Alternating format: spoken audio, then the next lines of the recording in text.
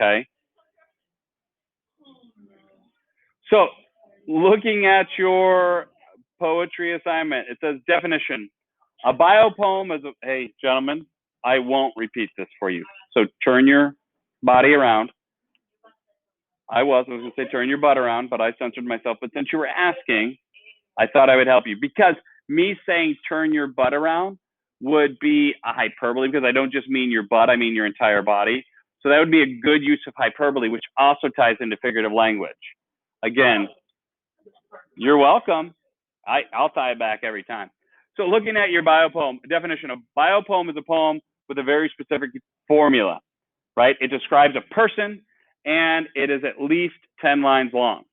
You can write a biopoem about yourself or about someone else. The formula works either way. Directions. You have to create 3 biopoems as described in the handout, 1 of each. Okay, I also have very specific things you're looking for here. 2 similes, 1 metaphor, 1 personification, 1 idiom, 1 onomatopoeia. Now, we haven't gone anywhere yet. You're writing a biopoem, okay? Nope. So let's take a look at a biopoem, since that is where you're at. I should have an example here for you.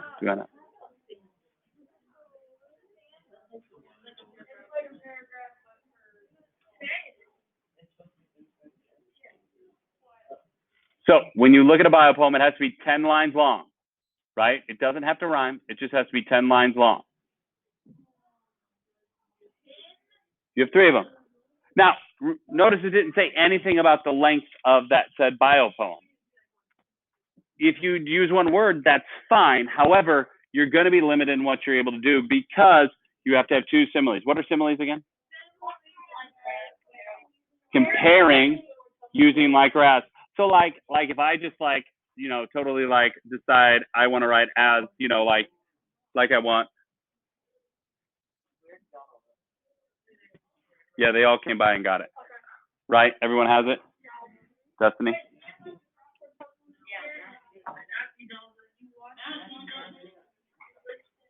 Did you not get any of them? Can you give to Matthew, please?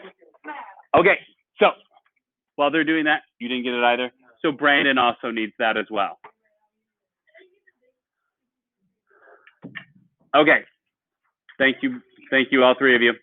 All right, so simile, comparing 2 things using like or as. So like if I just as want to just keep on saying like, would that be like as if I'm doing like I said? Good. You have to be comparing. You have to be comparing. You have to have 2 similes. You have to have 1 metaphor. What is a metaphor? Oh.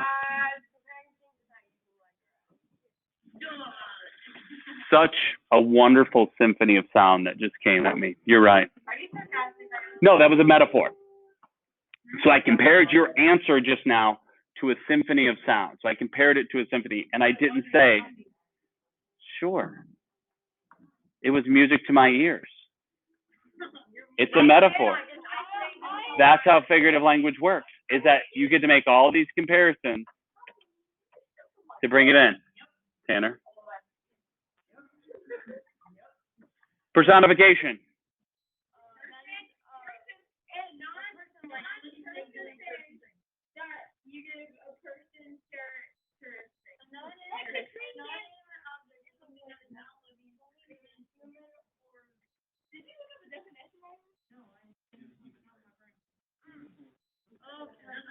Those thoughts are running right at me as correctly as possible.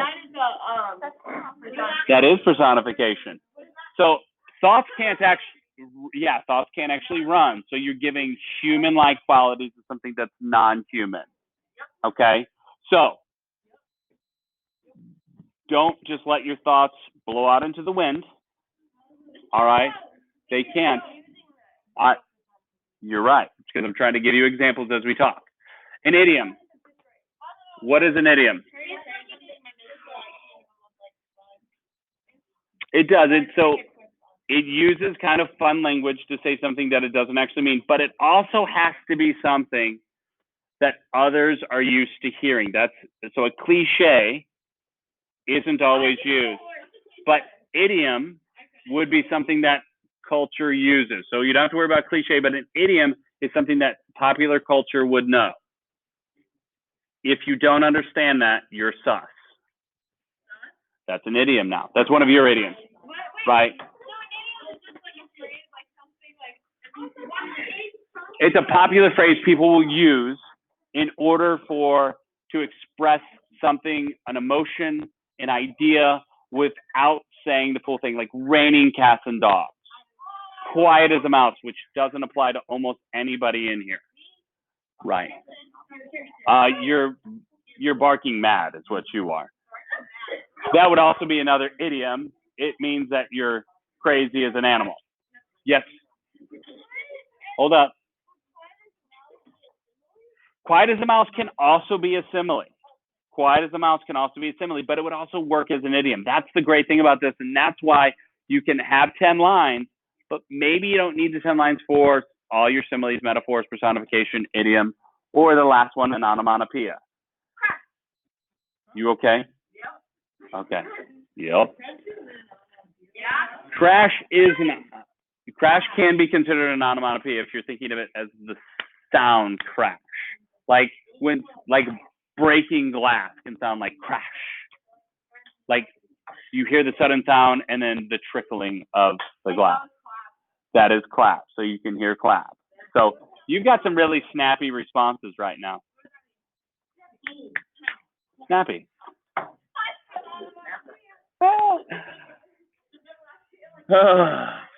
Welcome to the class, Gracie. So I provided plenty of opportunities. Remember, a biopoem is describing a person. So probably the easiest place would be to start with you. I would also, you can pick whomever else you want. Make sure the title is that person's name. Maybe you want to use a parent. Maybe you want to use an athlete. Maybe you want to use a famous musician. Maybe your favorite author. Maybe a character from a book. But it's 10 lines describing that person using those things that I have up there for you. Questions? Hey. Questions about what I need from you? How many biopoems do you have to have? Why are you the only one saying one?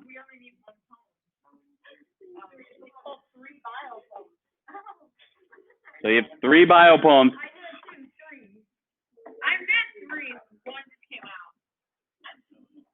Fair enough. Questions? Concerns? Okay, so you have your acrostic. You have your 3 biopoems. You know, Monday will be for your book a quarter. Is there anyone that? No.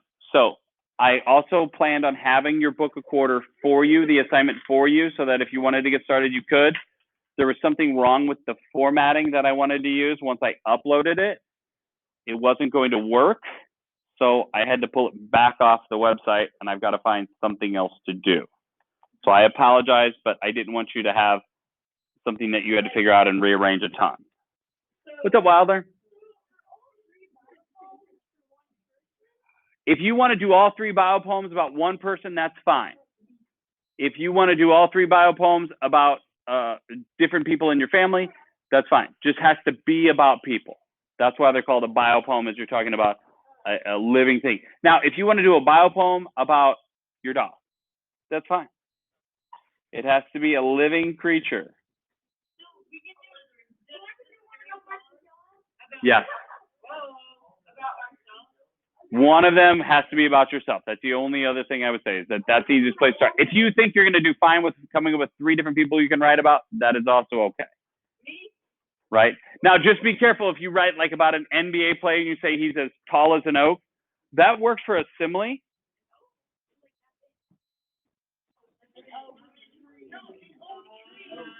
So he's as tall as an oak works as a simile, but is that an example of personification? No. It's not. Run across the court like a, the ball goes across the court like There's no human qualities there, though. Does that make sense? The ball running across the court, or it's difficult to give. You can give qualities to a living item that are non-human, but not the other way around. Be careful with personification is my clue, my hint there.